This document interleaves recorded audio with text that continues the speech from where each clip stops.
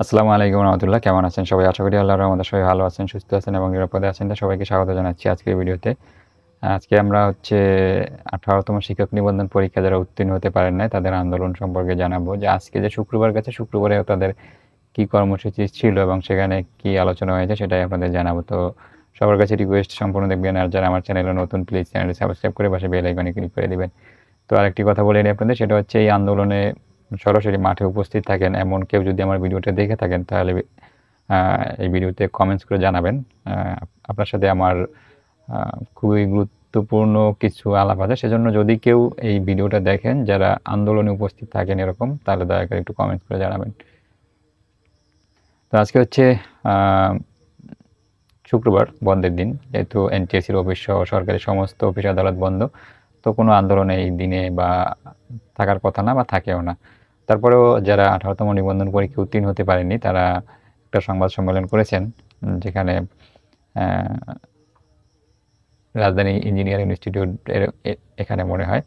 তো সেখান থেকে তারা তাদের দাবিগুলো জানিয়েছেন। তাদের দাবি তো একটাই, সেটা হচ্ছে যারা উত্তীর্ণ হতে পারেননি তাদেরকে সনদ দেওয়ার জন্য, যে তাদের যে সকল বোর্ডে পরীক্ষাগুলা মানে পরীক্ষার্থীরা পরীক্ষা ভালো দিয়েছেন কিন্তু প্রায় সবাইকে ফেল করানো হয়েছে, এই সমস্ত যে বোর্ডগুলো আছে এই বোর্ডগুলো পরীক্ষাগুলা সম্পর্কে পুনরায় তদন্ত করা বা এগুলো আবার পুনরায় মূল্যায়ন করার বিষয়ে তাদের দাবি। এবং এটাও তারা বলছেন যে সবাইকে পাশ করিয়ে দেওয়া হবে, আপনাদের দাবি হচ্ছে এটা। তো এখন এই যে আন্দোলনটা হচ্ছে, আন্দোলনের ফলাফল বা শেষ পরিণতি কী হবে সেটা এখন পর্যন্ত আমরা বলতে পারি না।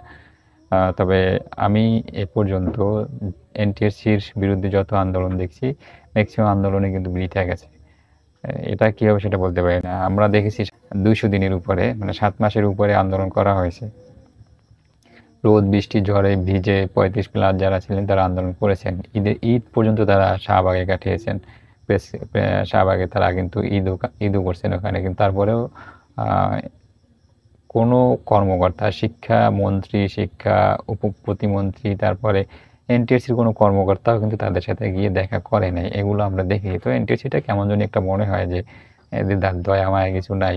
যে আন্দোলনগুলো হচ্ছে, আন্দোলনগুলো তারা চাইলে এটা আলোচনার মাধ্যমে শেষ করে দিতে পারেন, কিন্তু তারপরেও তারা কি করছেন, কি চাচ্ছেন সেটা তারাই জানেন। এবং এই আন্দোলনের ফলাফল কি হবে সেটাও আগে থেকে কিছু বলা সম্ভব না। তবে আমি আর কি যতগুলো আন্দোলন দেখেছি, এনটিএসসির বিপক্ষে যেগুলো যায় সেখানে তারা ওই দাবি তারা এখন পর্যন্ত মানে নাই। তবে এখনকার পরিস্থিতিটা একটু ভিন্ন, কারণ আগেকার সরকার এখনকার সরকার এক না।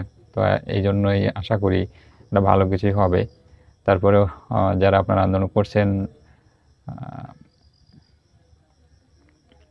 আপনাদের সাথে এমন যদি কোনো ঘটনা ঘটে থাকে যে পরীক্ষা ভালো হওয়ার পরেও ফেল করানো হয়েছে, যেটা বলা হচ্ছে যে ভাইবা একটা বোর্ডে 27 জনকে ফেল করানো হয়েছে, কোনো বোর্ডে 29 জনকে পাশ করানো হয়েছে।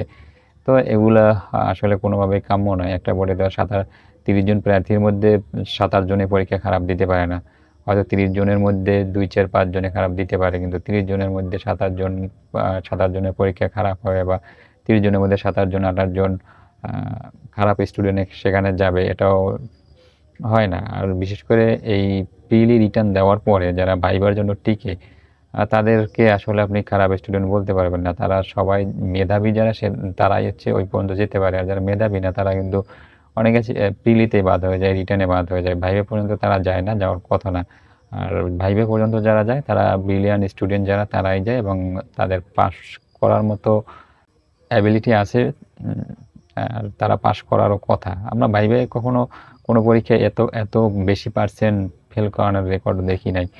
তো এবছর যেটা দেখেছি, তো এই জন্যই আসলে মনে হয় যে কোনো না কোনো গাফিলতি, কোনো না কোনো অনিয়ম এখানে হতে পারে। কারণ ফেল করার সংখ্যাটা যখন বেড়ে যাবে তখন এমন একটা সন্দেহের তীর কিন্তু আসবে, জাগবে।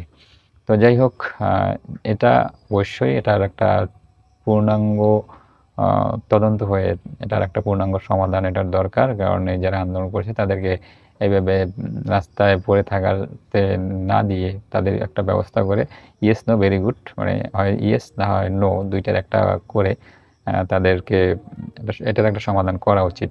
অনিয়ম হলে অনিয়মটার খতিয়ে দেখতে হবে, তদন্ত করতে হবে, যেটা আগেও বলছি। যদি এটা যদি তদন্ত করা হয়, তাহলে যদি প্রমাণিত হয় যে না এনটিআরসি কোনো দুর্নীতি অনিয়ম করে নাই, তাহলে এনটিআরসির নিরপেক্ষতায়, এনটিআরসির উপরে মানুষের বিশ্বাস এগুলো আর বেড়ে যাবে। তো এখানে তো গড়িমসি করার কিছু নেই। তো যাই হোক, যদিও এনটিআরসির কোনো নীতিমালায় নাই যে পরীক্ষার যে মূল্যায়ন সেটা দ্বিতীয়বারের মতো করা বা পুনঃনিরীক্ষণ করা, এগুলোর কোনো নীতিমালা এনটিআরসিতে নাই, তারপরে শিক্ষা মন্ত্রণালয় চাইলে এগুলো করতে পারে।